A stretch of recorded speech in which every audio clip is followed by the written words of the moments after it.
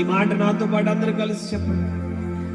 ఆరాధన నీకేనయ్యా అనునిత్యము నే చేసేదా, ఆరాధన నీకే.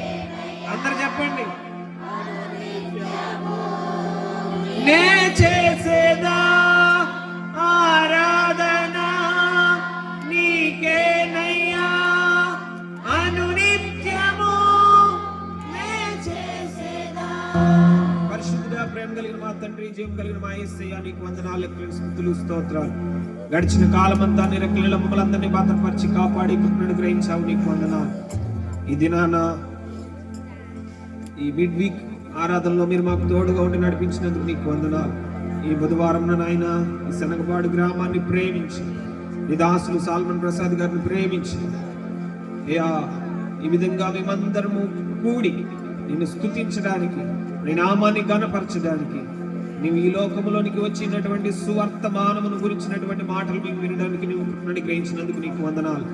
ఇక్కడ కూడి ఉంటున్నటువంటి పిల్లలందరూ మీరు దీవించండి, ఆశీర్వదించండి. అయ్యా వారుగా వ్యక్తిగతంగా వారిని సన్నిధిలో ఒక తీర్మానం చేసుకుని ఉన్నారు. మేము రోజుకు ఒక అధ్యాయం, లేకపోతే రోజుకు 2 అధ్యాయాలని, లేకపోతే ఒక అరగంట నీ సన్నిధిలో ప్రార్థన చేస్తామని, లేకపోతే ఒక 10 నిమిషాలు నీ సన్నిధిలో నీతో సహవాసం గడుపుతామని ఎవరెవరైతే ఏ తీర్మానాలు చేసుకున్నారో ఆ తీర్మానాలన్నీ వారి జీవితాల్లో ఫలించునుగాక. ఆ తీర్మానం ప్రకారం వారు జీవించునుగాక. వారి ఆ తీర్మానమునకు తగినటువంటి సాక్షి జీవితం వారిలో ఉండునుగాక.